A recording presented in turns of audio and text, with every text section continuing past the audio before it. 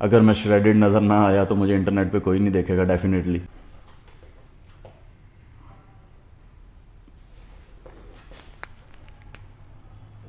Muscles को शौक नहीं किया जा सकता।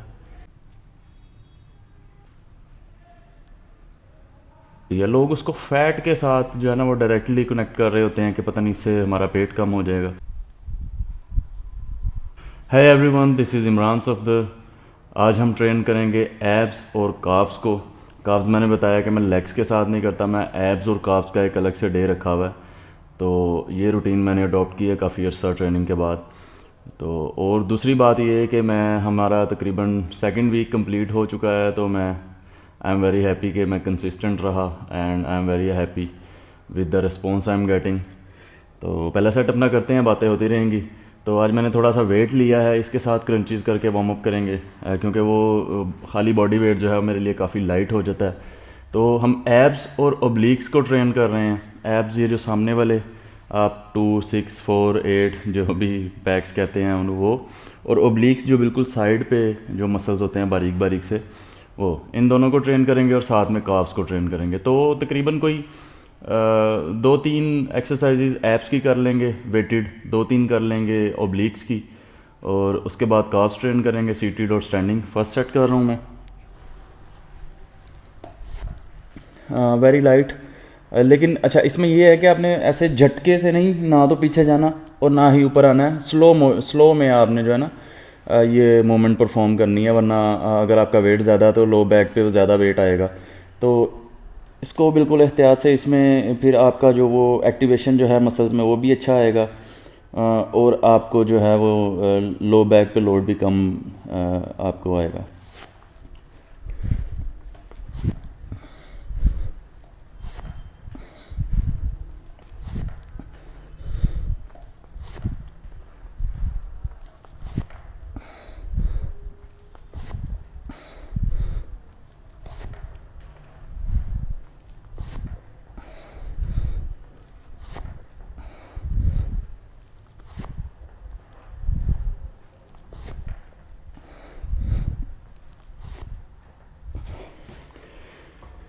इसके साथ ही 3 सेट करेंगे ताकि थोड़ा सा वार्म अप एब्स अच्छी तरह से हो जाएं। तो और एब्स की मैं काफ़ी दफ़ा बता चुका हूँ अपनी हर एक्सरसाइज में कि जो पेट की जितनी भी ट्रेनिंग होती है वो मसल्स के लिए होती है। जैसे दूसरे मसल्स हैं ना, ट्राइसेप्स है, बाइसेप्स है, चेस्ट है, या कोई भी लेग्स हैं, तो वो मसल्स के लिए होती है। लोग उसको फैट के साथ जो है ना वो डायरेक्टली कनेक्ट कर रहे होते हैं कि पता नहीं इससे हमारा पेट कम हो जाएगा। आपकी मसल हेल्थ बेटर होगी, उससे बाकी जो काम होता है ना फ़ैट लॉस, जो आपकी मसल के ऊपर जो फ़ैट है वो जाएगा। आप डाइट करेंगे, आपने body builder, professional body builders देखा होगा, सारा साल ट्रेनिंग तो करते हैं, लेकिन लास्ट एक सीज़न होता है 1, 2, 3 महीने, वो डाइट क्यों करते हैं? डाइट करने का मकसद यही होता है कि जो बॉडी पे एक्स्ट्रा फ़ैट है वो ख़त्म हो और मसल जो वो प्रॉपर डेफिनेशन में आए, उसको वो नज़र आए। तो अगर सिर्फ एक्सरसाइज से फ़ैट जाए तो फिर वो सारा साल तो एक्सरसाइज करते रहते हैं, फिर सारा साल ही सिंगल डिजिट पर है। और डाइट करना बड़ा मुश्किल काम होता है, आपने देखा होगा कि बड़ा एग्रेशन आ जाता है उन दिनों में। तो इवन कि मैं हालांकि मैं बड़ी फ्लेक्सिबल डाइट रखता हूँ, लेकिन मैं कई दफ़ा काफ़ी डिप्रेस फील करता हूँ इसको डाइट कंट्रोल करने में। जैसे अभी रात को मुझे काफ़ी ज़्यादा जो है वो एक खाने की एक क्रेविंग होती है, एक जो है वो एक सटाइटी, और मतलब कि एक सेटिस्फेक्शन जो होती है ना वो भी एक आपको अटैक कर रही होती है। तो मैं कोई इतना क्रेव नहीं करता कोई फ़ास्ट फूड या मीठे वगैरह पे भी, लेकिन ये कि एक जब आप खाते नहीं हैं तो आपको एक खालीपन, एक जो है ना वो खला सा फील होता है, तो उसमें वो एक टाइम गुजारना बड़ा मुश्किल हो जाता है। तो उसको लेकर चलना ना कई दफ़ा बड़ा डिप्रेसिंग हो जाता है। तो अब कई लोगों की फुल टाइम जॉब होती है, जैसे अभी मैं ये फुल टाइम ये मैं काम कर रहा हूँ कि मुझे पता है कि मैंने अगर मैं श्रेडिड नज़र ना आया तो मुझे इंटरनेट पे कोई नहीं देखेगा डेफिनेटली। अगर कोई मोटा बंदा या कोई थोड़ा फैट है जिसके ऊपर वो वीडियोस बनाएगा तो उसे कोई भी नहीं देखेगा। तो इसी तरह मुझे पता है कि अगर मैं श्रेडिड ना रहा, मेरी कंडीशन अच्छी ना रही, तो मुझे इंटरनेट पे कोई नहीं देखेगा। तो एक किस्म की मजबूरी बन जाती है, it's a kind of responsibility आपके ऊपर कि आपने श्रेडिड रहना है। तो ये आप 24 घंटे उसी बारे में सोच रहे हैं, तो वो एक बड़ी एक फुल टाइम जॉब बन जाती है जो सबके लिए पॉसिबल नहीं है, और मेंटली और फिज़िकली सबके लिए हेल्दी नहीं है। कई दफ़ा क्रैश कर जाते हैं, मैं भी क्रैश करता हूँ। तो और सारा साल श्रेडेड रहना तो बहुत कम लोगों का काम है, इवन के पूरी दुनिया में बहुत कम लोग। इतना आसान होता तो फिर जो है वो एक्सरसाइज से हर बंदा ही लीन हो जाता। तो एक्सरसाइज का डायरेक्ट फ़ैट लॉस के साथ कोई कनेक्शन नहीं है। अगर आप डाइट कंट्रोल नहीं कर रहे हैं, मसल हेल्थ के साथ उसका डायरेक्ट कनेक्शन है, आपकी मसल हेल्थ बेटर होगी। लेकिन अगर आप डेफिसिट में नहीं खा रहे तो आपका जो है वो फ़ैट लॉस नहीं होगा। डेफिसिट का मतलब है अपनी मेंटेनेंस से थोड़ा सा कम खाना। जब जितना आप अभी खा रहे हैं उससे थोड़ा सा कम खाएंगे ना, तो आपकी बॉडी को अपने आप को मेंटेन करने के लिए जो मज़ीद एनर्जी की ज़रूरत होगी, वो जो फ़ैट जहाँ भी स्टोर है, पेट पे है, लेग्स पे है, कहीं भी है, वो चाहे फेस पे है चाहे जहाँ भी है, वो उसको आहिस्ता आहिस्ता इस्तेमाल करना शुरू होगी। वो लेयर कम होती होती होती उसके नीचे फिर जो मसल्स होंगे वो विजिबल होना शुरू हो जाएंगे। ये होता है कैलोरिक डेफिसिट, और ये होता है ट्रेनिंग का जो है श्रेड होने का यही की होता है। तो इसके अलावा तो कोई तरीका नहीं होता, वरना इतना आसान हो सिर्फ एक्सरसाइज से तो फिर सारे बॉडी बिल्डर सारा साल जो सिंगल डिजिट बॉडी फैट पे रहें, जो कि पॉसिबल नहीं है। Second set.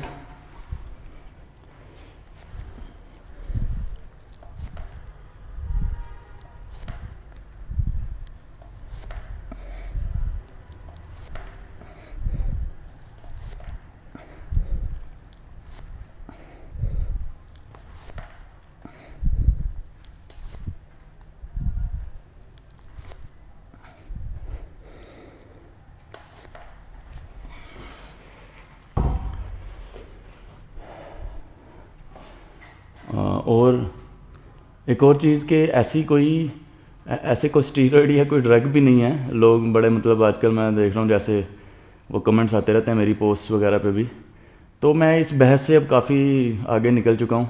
तो मैं कहता हूँ कि बस ठीक है, जो जो कहता है वो कहता रहे, बस मुझे पता है मेरी हेल्थ के बारे में कि मैं क्या कर रहा हूँ और मुझे क्या करना चाहिए।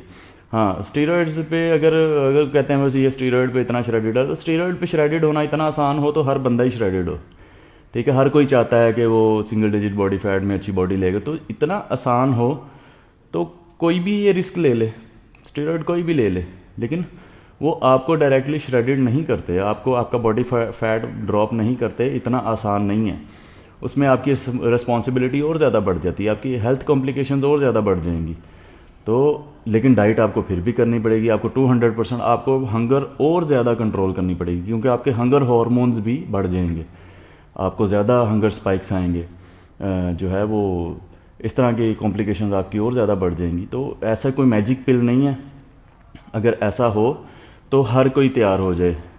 तो और बॉडी बिल्डर्स जो हैं वो सारा साल ही सिंगल डिजिट बॉडी फैट पे रहें, तो ऐसा इतना कोई आसान काम नहीं है। मैंने जैसा कि पहले भी बताया है कि it's a full time job. आपको एक एक कैलोरी को देख के चलना पड़ता है, क्या खा रहे हैं, कितना प्रोटीन है, कितना आपने वर्क किया है, क्या आपकी मेंटेनेंस कैलोरीज़ हैं, आप कितना डेफिसिट में हैं, आप कितना सरप्लस में हैं। ये सारी चीज़ें अगर आप प्रोफेशनली इस चीज़ को सीरियसली लेकर चलना चाहते हैं, तो ये सारी चीज़ें अगर आपको फिंगर टिप्स पे याद होंगी तो ही आप पॉसिबल है कि आप इसको कर पाएँ। वरना आपको कोई एक मैं प्लान लिख के दे दूँ, अंधा प्लान कि ये इस पे चलना है, तो आप उसको ज़्यादा देर तक कैरी ऑन नहीं कर पाएंगे। 1 महीना कर लेंगे ज़्यादा से ज़्यादा, उसके बाद फिर क्रैश करेंगे, फिर वापस वही कुछ। जब तक आपकी अपनी अंडरस्टैंडिंग डेवलप नहीं होगी डाइट के मुतालिक, आप इस चीज़ को नहीं कभी भी पिक कर पाते।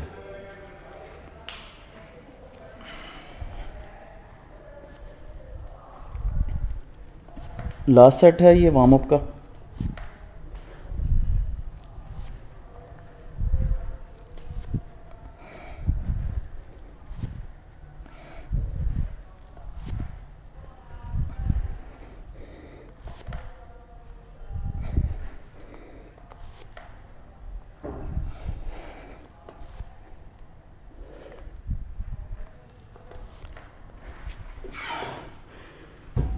अब लेग रेजेस की तरफ चलते हैं, उसके बाद केबल क्रंचेस कर लेंगे weighted.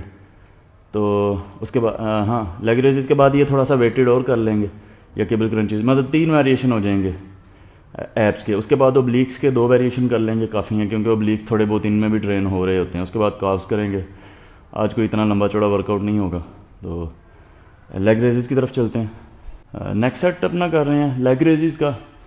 I don't know view कैसा आ रहा होगा, मैंने 2x पे कैमरा सेट किया। फर्स्ट सेट कर लेते हैं।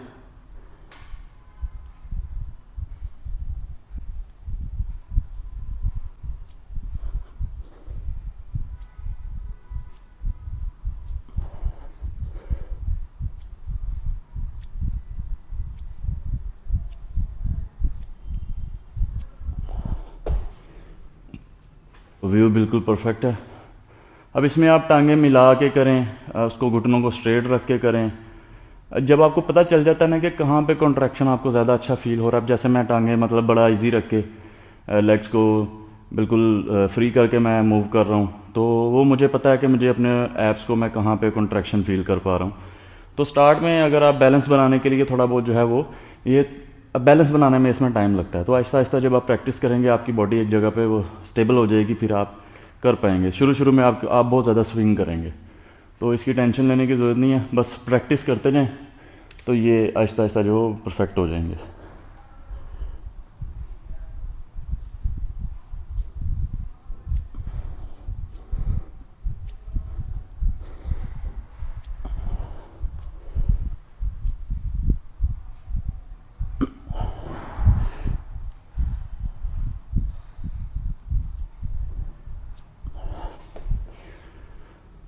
और पहले भी बता चुका हूँ कि एब्स को अलग अलग ट्रेन नहीं किया जा सकता कि ऊपर वाले अलग ट्रेन हो, नीचे वाले अलग हों, उससे नीचे वाले अलग हों। अभी आपने देखा ये लेग रेजेस कहते हैं लोअर एब्स की है, लेकिन पूरा ही कोर ट्रेन होता है। मेरे ख्याल से तो अपर ज़्यादा ट्रेन हो रहे हैं। तो जब भी आप कोई मूवमेंट करेंगे एब्स की, पूरे एब्स ट्रेन होंगे, उसमें ओब्लिक्स भी आपने देखा होगा कि मैं स्ट्रेट कर रहा हूँ लेकिन ओब्लिक्स भी एक्टिवेट हो रहे हैं। और दूसरा, एब्स को आप 2 4 6 नहीं कर सकते, ये जैसे आपकी बॉडी के अंदर हैं, जैसे मसल्स आपके जेनेटिकली हैं वैसे ही डेवलप होंगे। आप इनकी तादाद इंटरसेक्शंस की नहीं बढ़ा सकते, ये आपको कुदरती जो मिले हैं वैसे ही डेवलप होंगे। आपने देखा होगा कईयों के 4 होते हैं, किसी के 6 होते हैं, किसी के 8 होते हैं, किसी के ऊपर नीचे होते हैं, किसी के बड़े बैलेंस से होते हैं।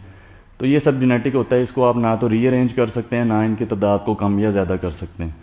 लास्ट सेट अपना लेग रेजेस का लगा के चलते हैं केबल क्रंचेस की तरफ।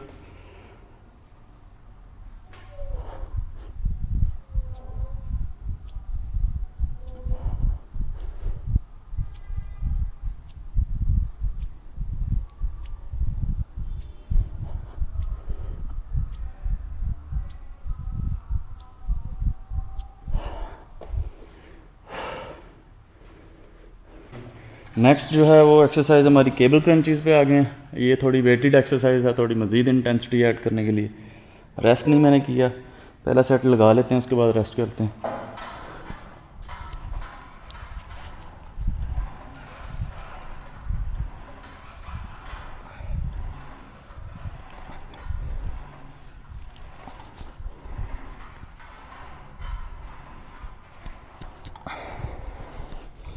माइक लग रहा है।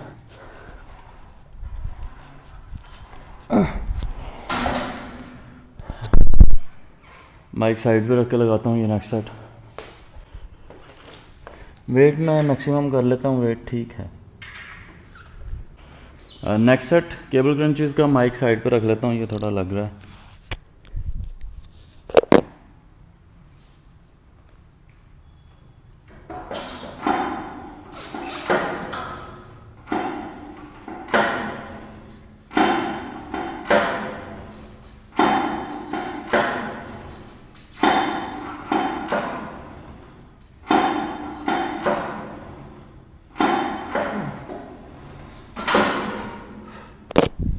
रेप्स पता नहीं मैंने कितने किए, बस इतने ही हुए मुझसे। लास्ट सेट है ये केबल क्रंचेस का। इसके बाद वेटेड क्रंचेस जहाँ से वार्म अप किया था उस पर वेट बढ़ा के 3 सेट वो लगाएंगे और फिर ओब्लिक्स की तरफ चलते हैं।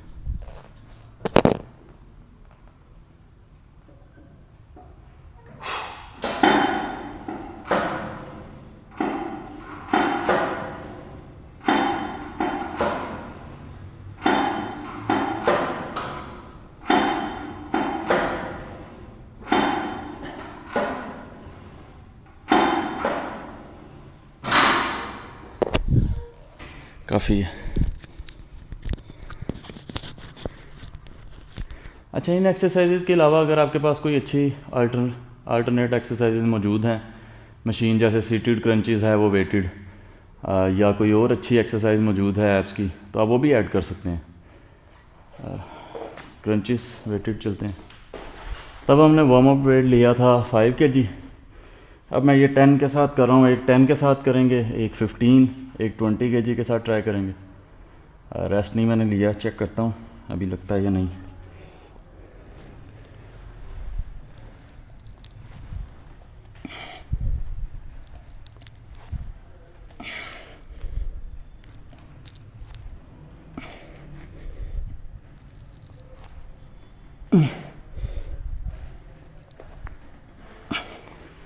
शायद 5 रेप्स अच्छी तरह से रेस्ट करने के बाद नेक्स्ट सेट लगाऊंगा 15 के साथ।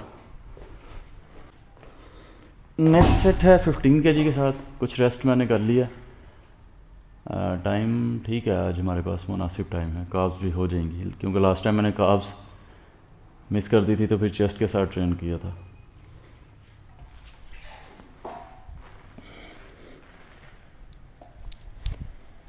वन,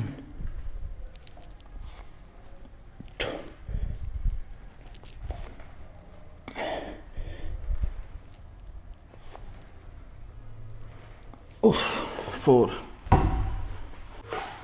लास्ट सेट है वेटेड क्रंचेस का। इसके बाद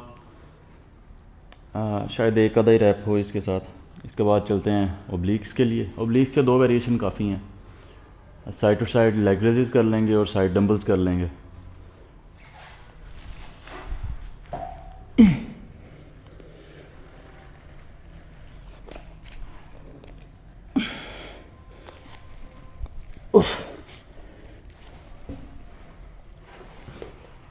काफ़ी है 1 रैप। ओब्लिक्स की first exercise leg raises. Rest नहीं मैंने लिया उस एक्सरसाइज के बाद।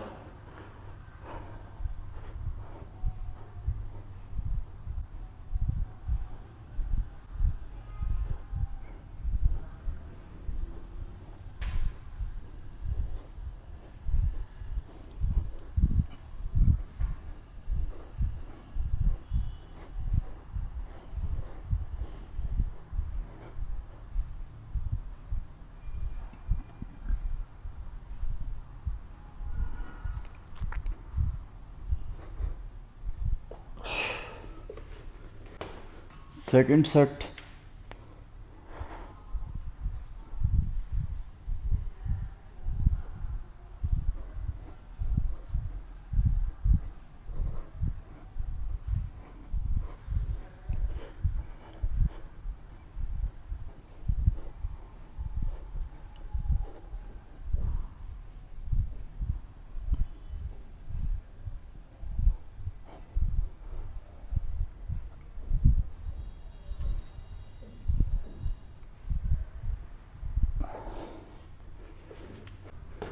लास्ट सेट अपना करते हैं और फिर साइड डंबल्स की तरफ। तो इतना ज़्यादा रेस्ट नहीं मैंने लिया।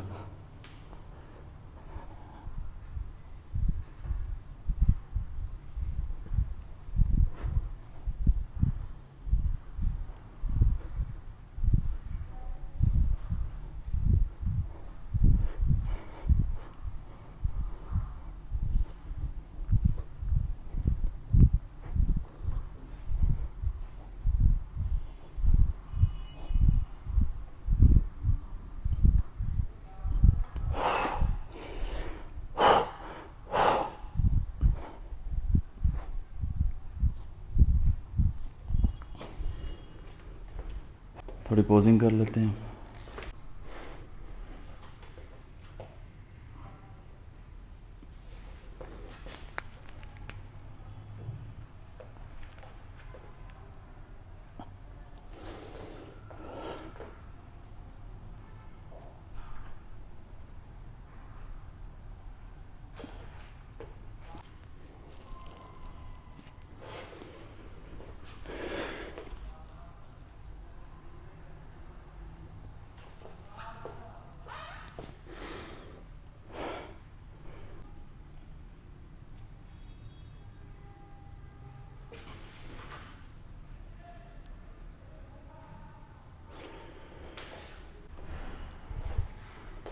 नेक्स्ट है जी ओब्लिक्स के लिए मेरा फेवरेट वेरिएशन साइड डंबल।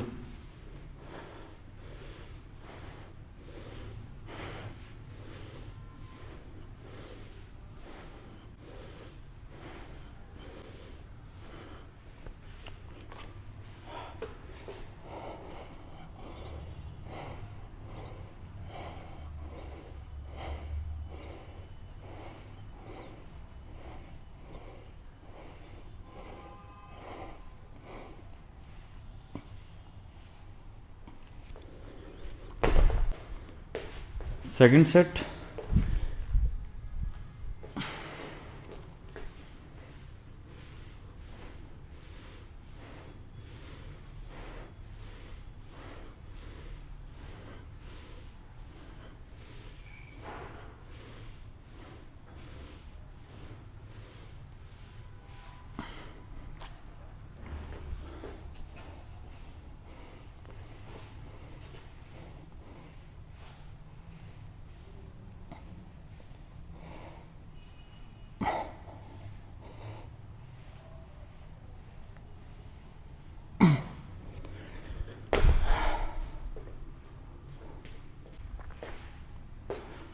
अपना लास्ट सेट ओब्लिक्स का कर रहे हैं, इसके बाद एब्स फिनिश और फिर चलेंगे काफ्स की तरफ। काफ पे मैं स्टार्ट में ही लोड थोड़ा ज़्यादा रखूँगा ताकि मैं सेट थोड़े कम कर सकूँ। हाँ, वहाँ वो थोड़ा सा अनकंफर्टेबल हो जाता है, लास्ट टाइम भी मैंने 2 प्लेट्स ऐड की थी। हाँ, ये लास्ट सेट कर लेते हैं पहले।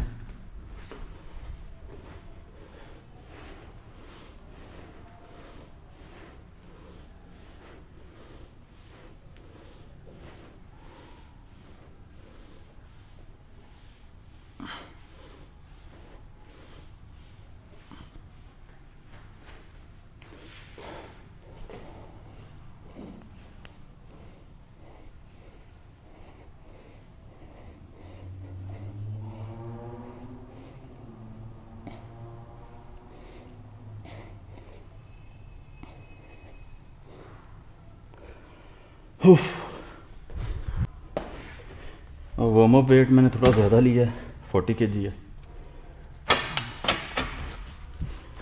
First set.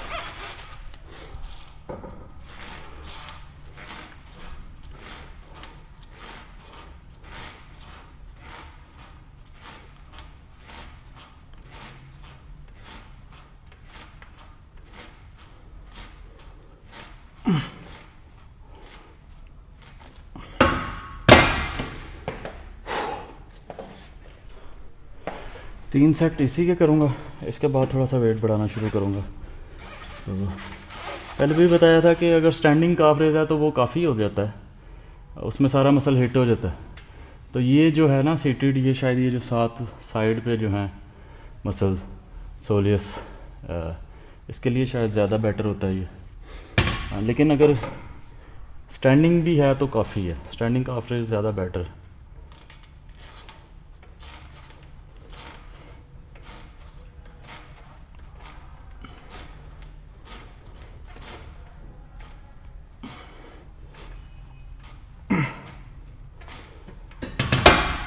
एक सेट और करेंगे इसका, फिर मैं 10-10 kg करके ऐड करना शुरू कर दूंगा वेट। उसके बाद स्टैंडिंग, उसके 3-4 सेट करेंगे और फिर छुट्टी।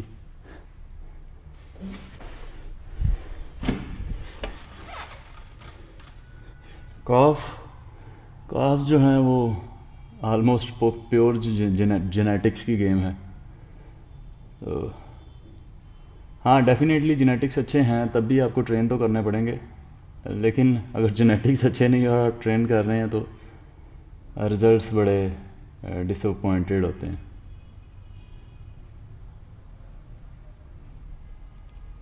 थर्ड सेट है।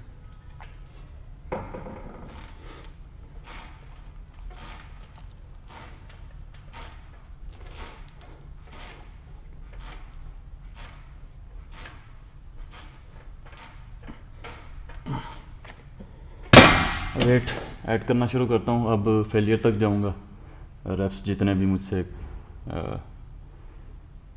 हुए फेलियर तक। फोर्थ सेट मैंने 10 kg लोड ऐड किया और अब इसी तरह ऐड करता रहूँगा।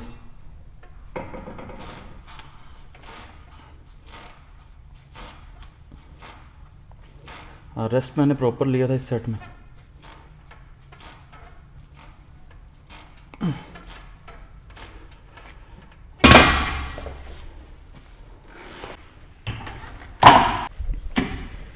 फिफ्थ सेट लगा रहे हैं अपना, लोड मैंने और ऐड किया था।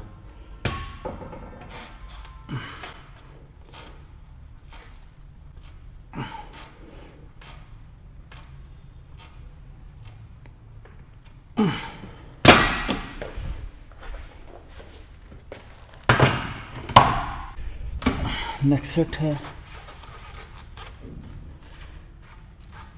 वो एक्सरसाइज थोड़ी बोरिंग हो गई क्योंकि एक ही वेरिएशन पे बैठे रहना।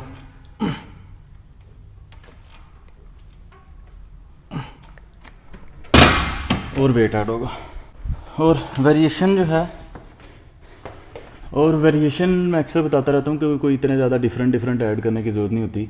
आप अपने लिए जो बेस्ट, आपके लिए जो मोमेंट्स हैं, आपको एक्सपीरियंस होगा, आपके लिए जो कंफर्टेबल मोमेंट्स हैं, आप उनको सिलेक्ट करें एंड स्टिक टू डैट, कि उसके साथ आप लगे रहें, उसमें प्रोग्रेसिव ओवरलोड करें अच्छी फॉर्म में।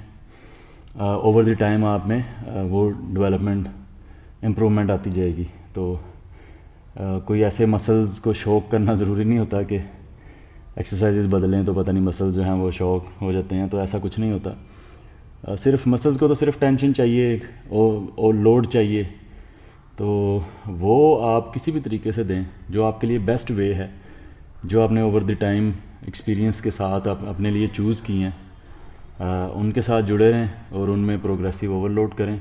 डाइट अच्छी, स्लीप अच्छी, तो टाइम के साथ साथ इम्प्रूवमेंट आती है। कुछ ऐसा मैजिकल नहीं आता, कुछ भी ऐसा करने की ज़रूरत नहीं पड़ती कि आप कोई उल्टे सीधे सेट लगाएं, नहीं।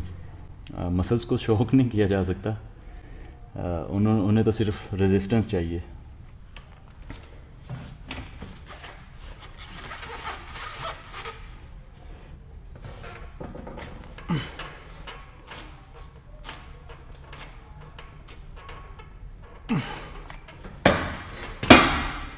इसके बाद एक और लगा लेते हैं। अब ये चुभना शुरू हो गए हैं पे वेट ज़्यादा होने की वजह से। इसके बाद चलेंगे स्टैंडिंग काफ रेज पे, और फिर बस इफ्तार का टाइम भी तकरीबन होने वाला है। बस वो 3 सेट लगा के मैं निकलता हूँ। अभी इसमें रेस्ट को इतना ज़्यादा लगाते हैं।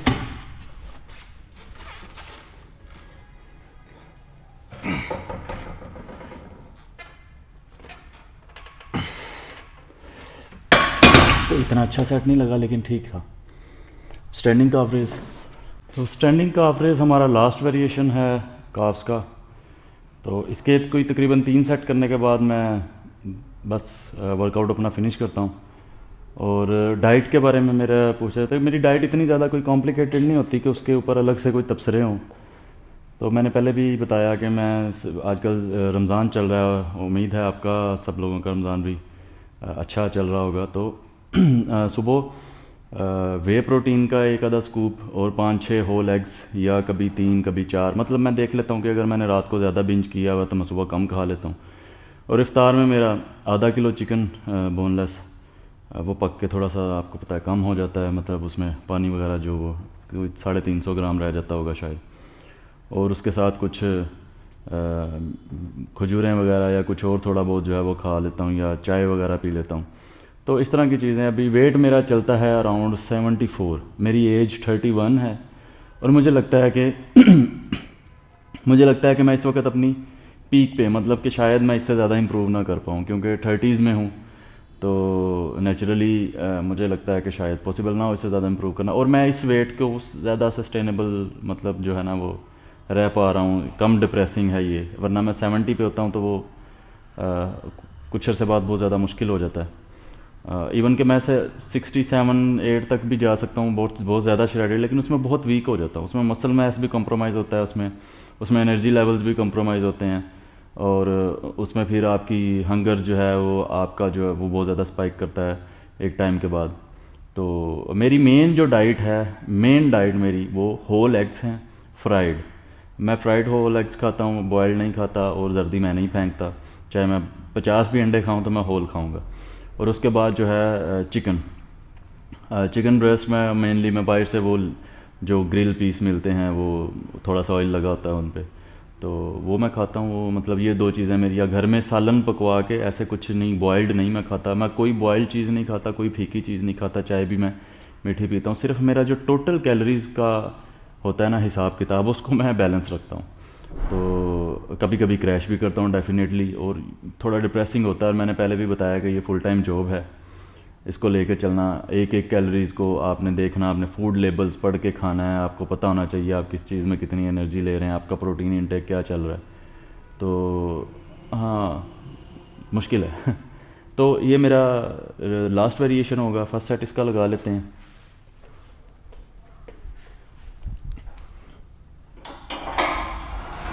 ये जैम है, बहुत ज़्यादा मुश्किल हो जाता है इस पर।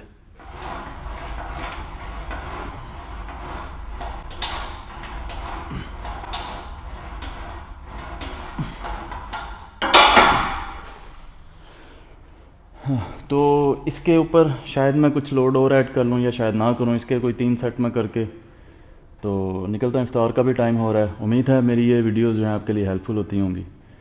तो अगर हेल्पफुल होती हैं तो सब्सक्राइब करें, सपोर्ट करें, और मिलते हैं कल संडे वर्कआउट में। मसल अप्स की प्रैक्टिस करेंगे अपनी। तब तक के लिए टेक केयर, अल्लाह हाफिज़।